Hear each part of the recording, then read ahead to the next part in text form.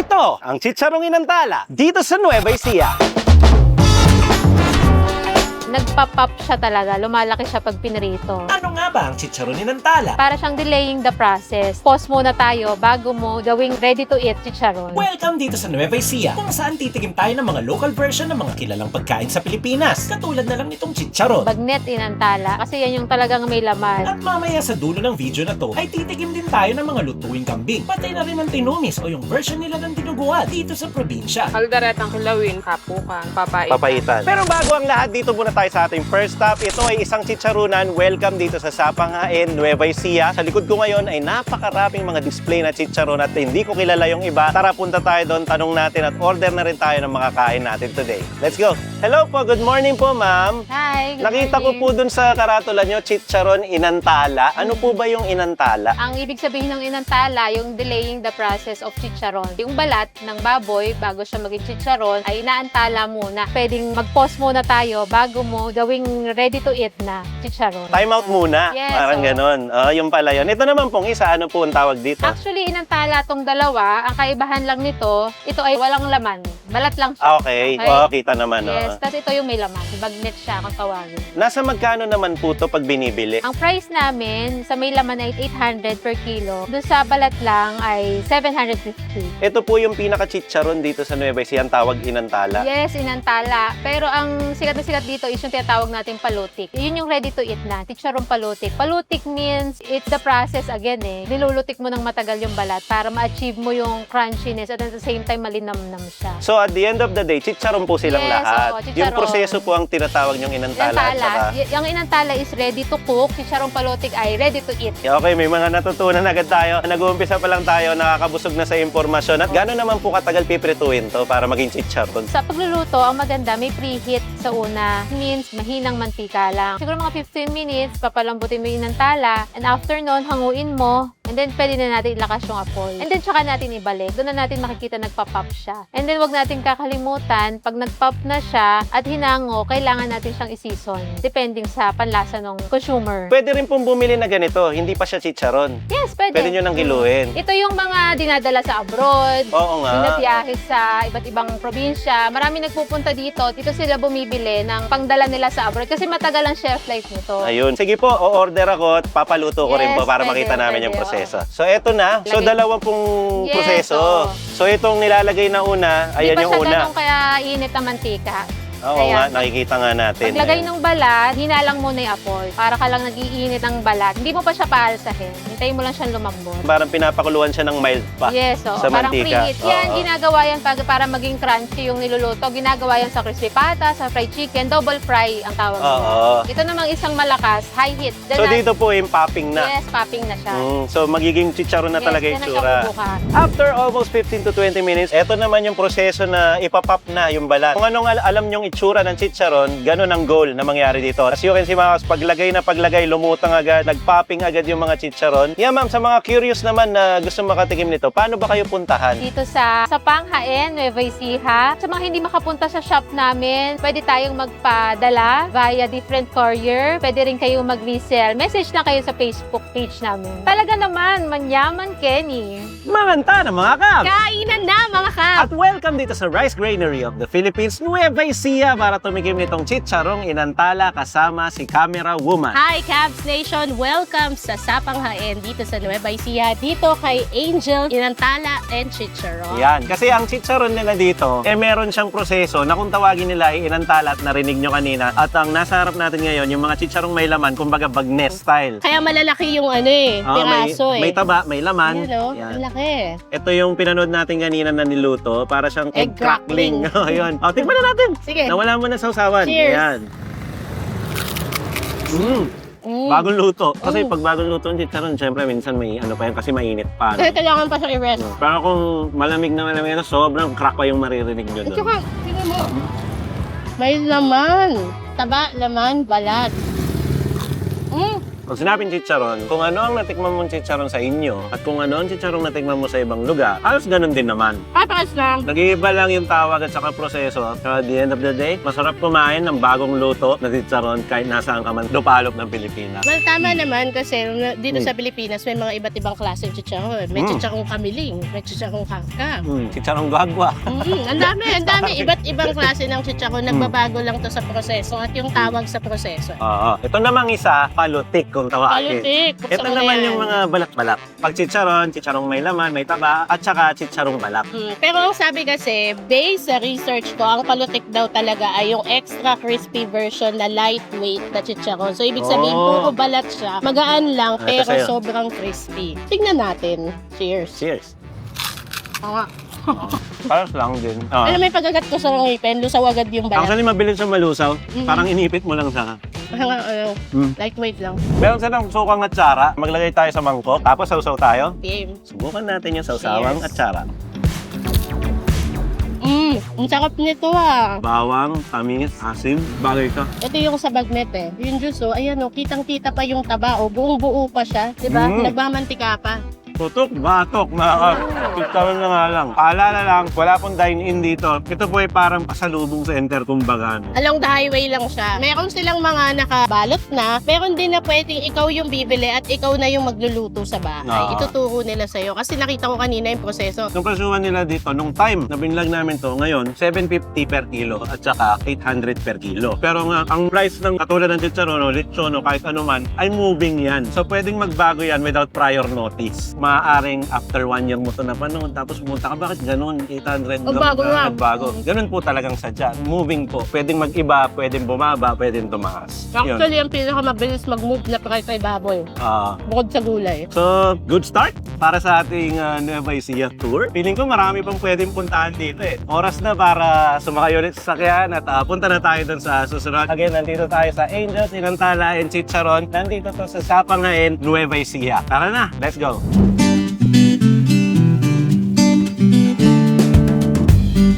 At para sa ating second stop, nandito pa rin tayo sa Jaén, Nueva Ecija, isang kambingan o isang karinderya na merong iba't ibang dishes. Ito naman ang Rose Kambingan. Meron dyan mga lokal na pagkain, katulad na lang ng dinuguan at meron din mga lutong kambing. Tara, pasok tayo sa loob. Hello po ate, good afternoon po. Ano po ba yung pinaka-bestseller po ng Rose Kambingan? Kalderetang kambing. Kaldereta, asan po yun? Ito po. Tapos kambingan. dito po, ano po to? Ito, kilawin, sinispisan, kapukan. Ito, papaitan. Papaitan. Gusto ko rin pong hanapin to dahil alam ko pag Nueva Ecija, tinumis yung version nila ng dinuguan. Meron po ba kayong tinumis? Meron nga, ito, Ayan. itinumis. Ate, ano ang kaibahan ng tinumis sa normal na dinuguan? Ito, may sabaw. Yung iba, tuyo. Dahon ng murang sampalok. Sampalok. Yung So, ibig pinakaasim. sabihin po, yung dinuguan version sa Nueva Ecija, maasim. Apo. Masabaw, May maasim. asim. Bukod dun sa bestseller nyo, order din po ako ng tinumis. Magkano po ang order ng 100 tinumis? po. Sige po, kukuha akong isa. Tapos kukuha din tayo ng kaldereta, kapukan, at kukuha din tayo ng papaitan. Yung 4 lang po, tapos 2 kanin. Ate, yung papaitan nyo, anong kaibahan yan sa normal na papaitan sa labas ng Nueva Ecija? Ala po siyang pait, asim lang. Yung iba ho kasi may So, pait. parang sampalok din. Mm. Yung dinuguan nyo may asim, yung papaitan nyo may asim din. So common din talaga ang sampalok na panlasa dito sa Nueva Ecija. Ate, maraming salamat po. Sige po. Thank you, Salamat bayad na din. po kami. Pinakaunang kambingan dito sa Jaén, Nueva Ecija, itong Rose Kambingan. Excited Galing, no? na ako kahit di ako kumakain ng kambing. Pero titikman ko lahat ng putahe or sikat na putahe dito sa Rose Kambingan. Alamat ng kambingan, kaya kambing ang una kong titikman. Meron ako dito sa harap ko, umorder ako ng papaitan. Meron ding tinumis at merong kalderetang kambing. At meron din tayong kapukan o yung parang kilawin na kambing. Yung tinumis naman, yan yung dinuguan version dito sa Nueva Ecija. Kasi dito sa Nueva Ecija, sikat na sikat ang lahat ng dishes or anumang klase ng dishes na kambing. Kaya kambing agad, papaitan. Papaitan ka? Papaitan tayo. Ako naman ay tinumis. Yan, oh. Yan naman ay dinuguang pork naman. Baboy Oo. naman to. Ito, so sabaw tsaka konting laman loob. Cheers! Cheers! Ito yung papaitan na kaya mong kainin. Ang sarap nitong tinumis nila. May bits ng sampalok na basta. Ito, sige, tingnan ko. Sabaw Tapos muna, sabihin mo tapos sa konti akin naman. kung yan ba yung papaitan talaga. Sige. kaya mong kainin to kung hindi ka Oo. kumakain ng mapahitan. Alam niyo kung bakit? Ito ay parang sinigang. Actually, ito din. Kasi usually, di ba, may mga luto kasi ng dinuguan dahil nga dugo yung gamit na dish. Medyo may lansa. Dito, pinatay ng sampalok. Parang may mga Oo sampalok. nga, nilagyan sila dahon ng eh. talbos ng sambalak. Oo, Alam mo yung tingnan mo. batang dahon? Dahon. Ito naalala ko to. Tinigman ko doon sa kabilang kambingan last year. Kasama ko si Chow Food Crawl. Ang sarap yan. Oo.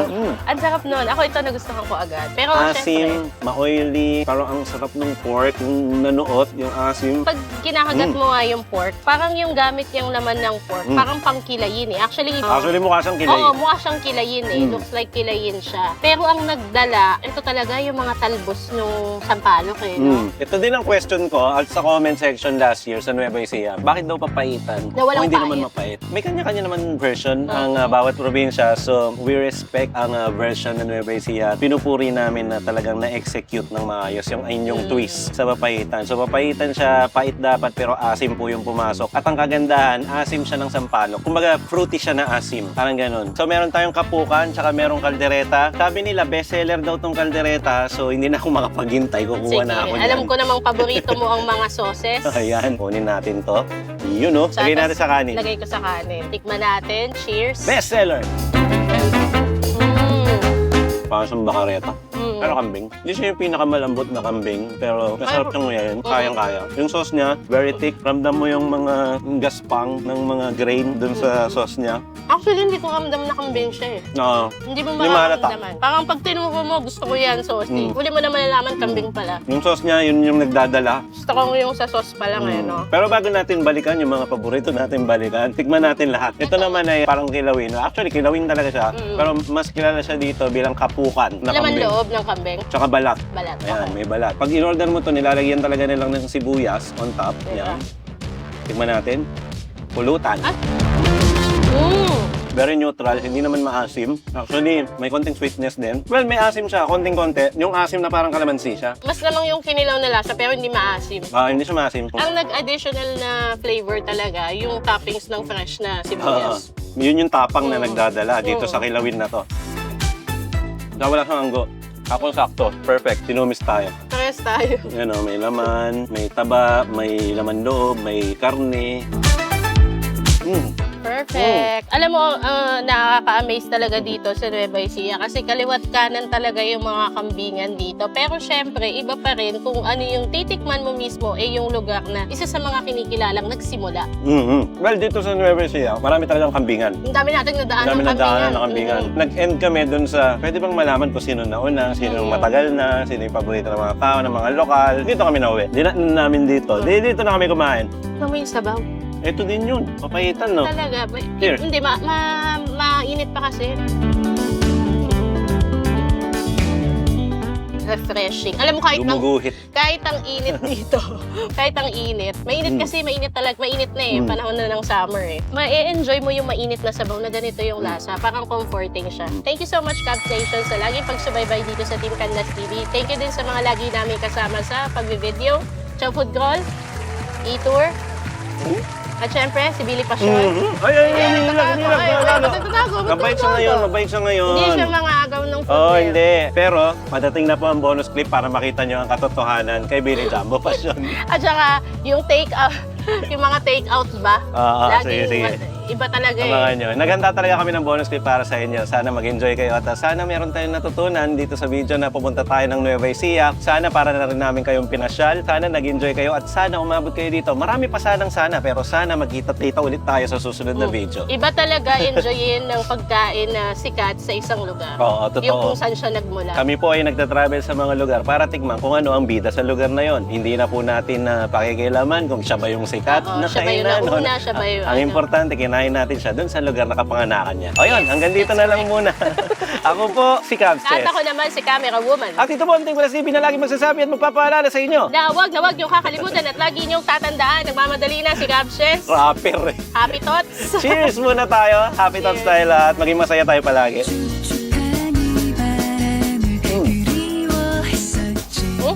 Ang saya-saya. Putok na yung buko sa ulo ko.